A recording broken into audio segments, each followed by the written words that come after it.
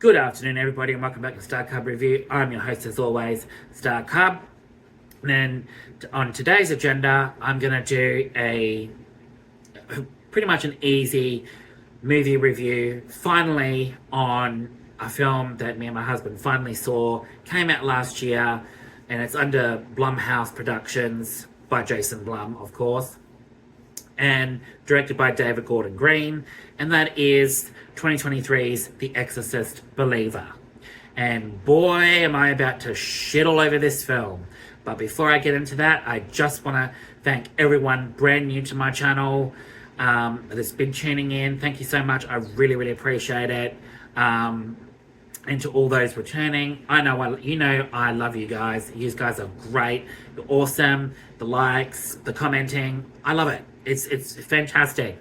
And I can see my last video is gaining a little attention, a few dislikes about, the video I did on Mortal Kombat 1 and why I think it's awful and whatnot, and that's what it's all about. I like the dislikes on it. Not everyone has to agree on what I say. That's absolutely fine, but there are lots of varying opinions about Mortal Kombat 1, and I'm one that, I played it last year when it came out and been playing it in 2024, but, I finally come to realize, I might have praised it in my previous videos, in my dedicated Mortal Kombat section, but boy, I've had a turnaround with it, and it's just not fun. It's not Mortal Kombat, it just doesn't feel like Mortal Kombat to me, and that's just my opinion, but, there's all these other high-profile YouTubers out there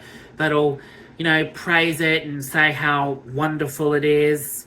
That's great for them, because, they get sponsored and all that crap. So, they can't say a goddamn bad word about it. So, me, on the other hand, I take it as it is, and it's horrible. It's got nothing new to offer. But we're not here to talk about that. We're here to do a movie review on The Exorcist Believer, based on characters by William Peter Blatty, and obviously produced by Jason Blum and directed by David Gordon Green. He also did the story for this, and everyone should know who David Gordon Green is.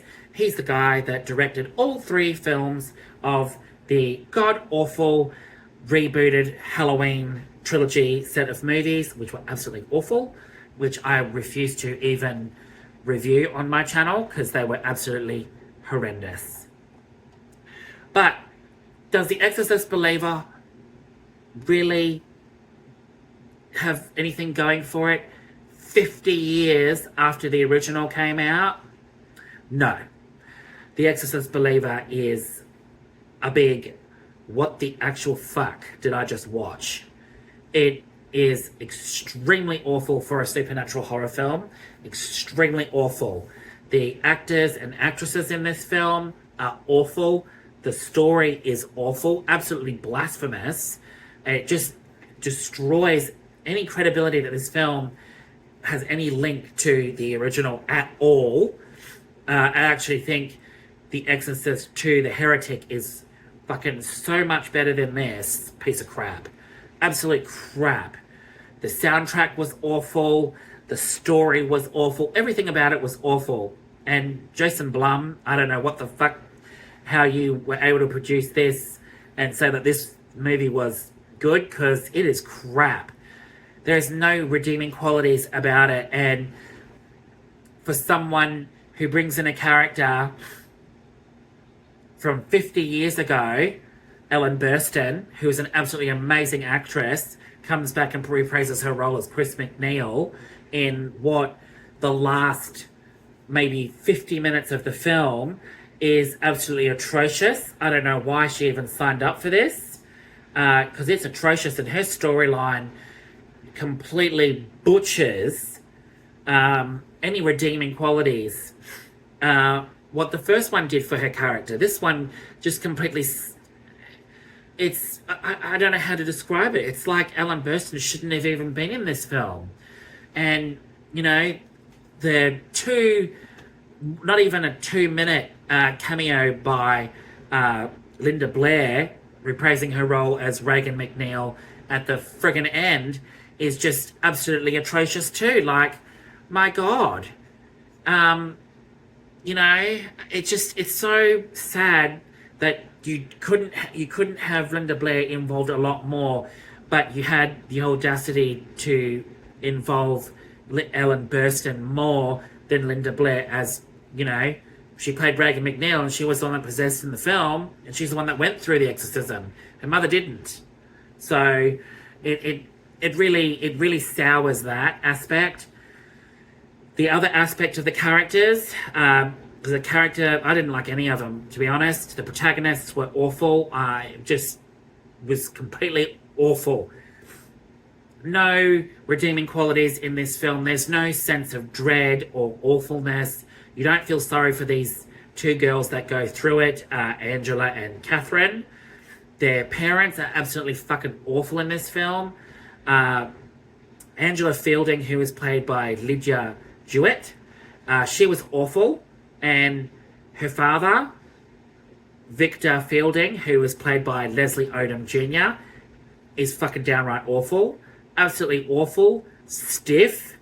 Not even any likable qualities about the man whatsoever in this film. He is so wooden and stiff, you could hardly hear him talk in this film. And when people are talking over each other, you couldn't hear what the other people were saying, because it was awful.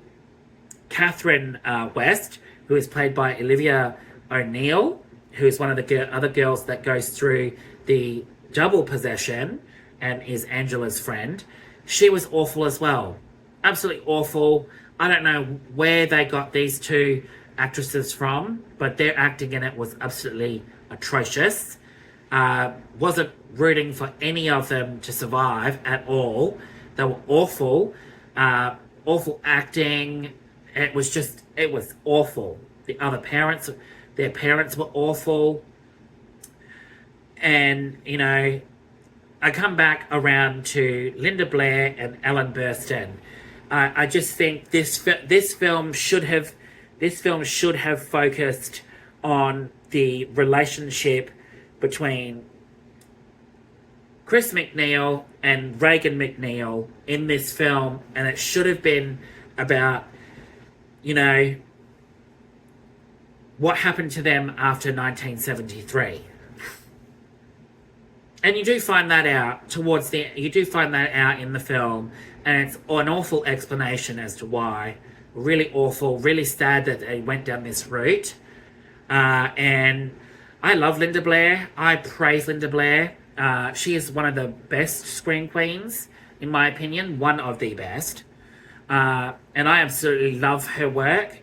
But to have Linda Blair only reduced to like a minute cameo is just fucking awful. And I feel so sorry for Linda Blair that she didn't have more involvement in this film. Now, I've had varying opinions on this, that some people say that she worked more behind the scenes with the two young actresses to support them, what they were going through all of this and making sure that they were okay. And then I've heard other things where Jason Blum and all of them didn't even approach Linda Blair at all, and Linda Blair had no idea that they were even making a new film. And I did a video touching base on this. Like, there were so many different things going around, and, you know, and I feel sorry for Linda Blair that she didn't get a more active role.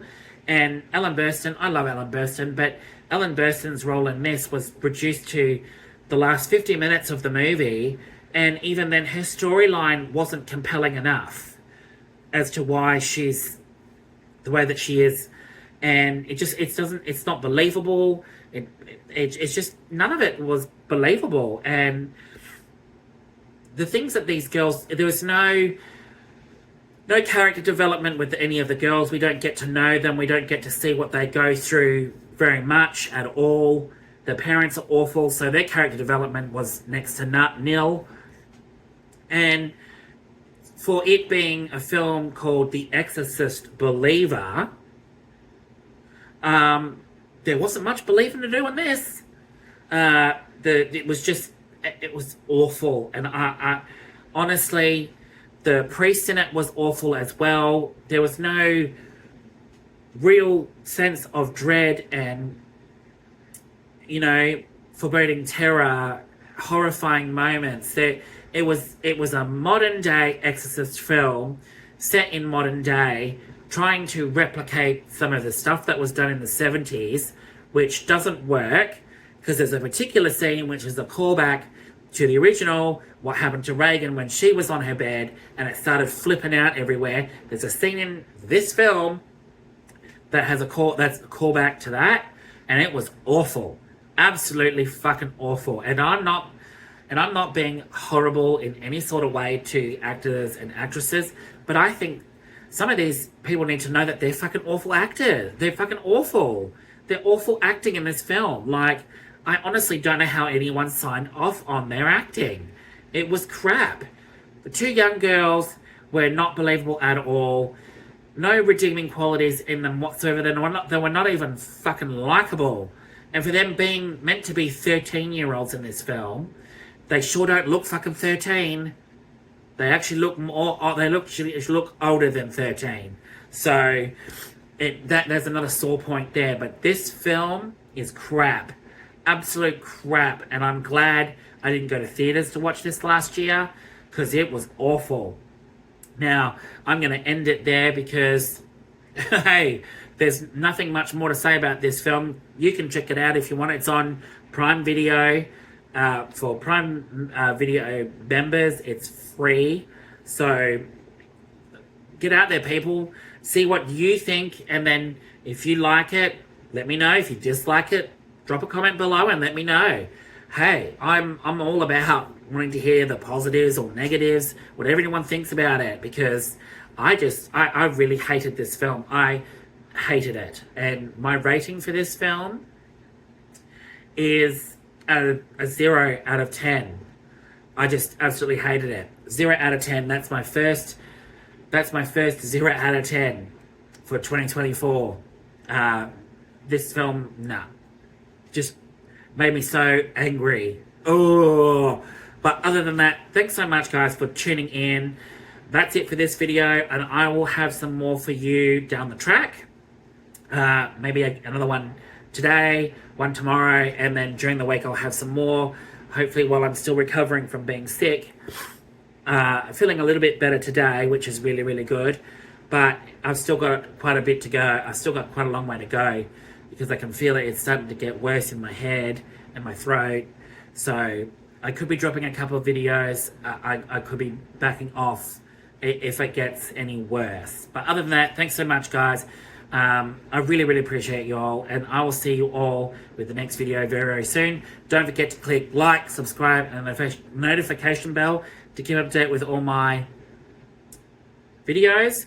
And yeah, I'd love to see some more subscribers, because hey, I'm obviously, you know, people are tuning into my videos and liking my videos and commenting, so I must be doing something right. But thanks anyway, guys, and I'll catch you all with the next one. Ciao.